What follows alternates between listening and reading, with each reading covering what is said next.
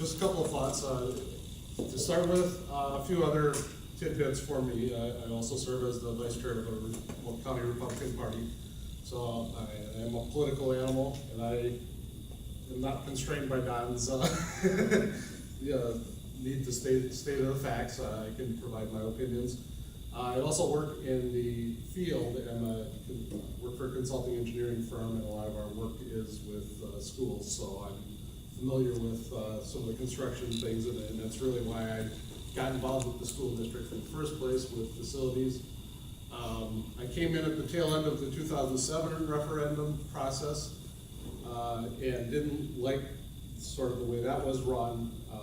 I got on CFAC in before the 2009 referendum that rebuilt Badger, and was supportive of that one. And then obviously the next year I ran and was elected to the board, so I was involved in the creation of the 25-year plan, the lobbying for the legislation that allowed us to create Fund 46 to save for projects like this.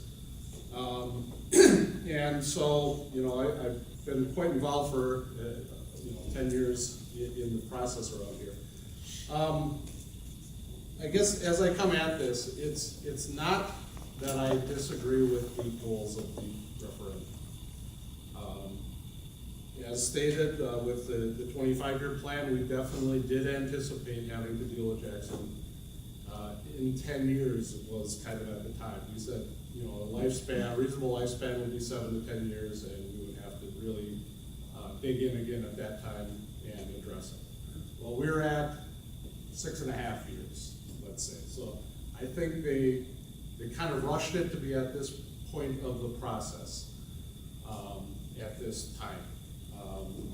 So that's one of my points of contention. And I think the way this process was run, Bray Architects is infamous in the state for sort of spearheading these referendum processes.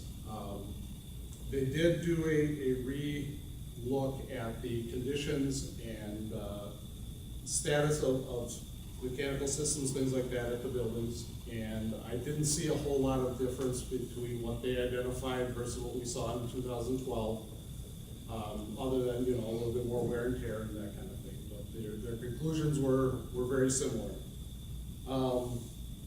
My issue, I think, and you kind of raised that in your question, was how hard did we really look at the existing building and what it would take to there. And I asked that to the architect the other night at the high school presentation.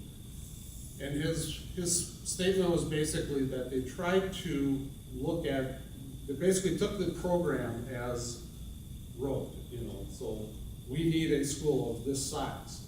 And then they went to the existing building and decided what would have to be added on and renovated and whatever to achieve that at the existing site versus that. So it was not, they tried to make an apples to apples comparison.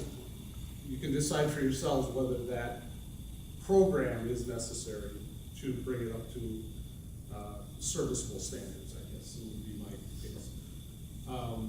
In my estimation, you could probably renovate the building and address some of the site issues for drop-off and circulation, that kind of thing. Upgrade all the mechanical equipments, address some of the ADA issues. Don's correct in that, sometimes space constraints just are limiting. But my guesstimate would be about 15 million to be able to bring it up to those standards and not add an additional gym, not add more classroom space, library space, those kind of things. So that was something that the existing board, I don't know, really gave a look at. From their standpoint, they have to decide what they're going to put up for the public to vote on. So they're digesting all this information as well and deciding what they're going to present. So from that standpoint at Jackson, I think the architects may be a little high on square footage. They kind of admitted, and Don said too, if it comes in high, we might look at the space plan a little bit, shrink it down, and there is that capability. I mean, we're at the upper end of what's normally build in terms of an elementary school. From the high school perspective, I'm very supportive of the CPE program. I know they're cramped in that space, and at the end of my tenure, we were looking at a tech ed addition to the building that would address some of these issues. And the current plan is just going at it, a little bit different way. I think it would be a cheaper, easier way to put a sort of a high bay industrial type addition on the building that could handle auto shop, could handle some of the metal fab and larger pieces of equipment and those kind of things on a floor that isn't over your boiler room, let's say, and a bunch of these other remodeling projects weren't really envisioned in our original 25-year plan either, so they're kind of going outside of that. So those are sort of my criticisms of the two site design aspects. The other part is just, again, the speed of how quick we're looking at this. And Don did mention the debt payments and such.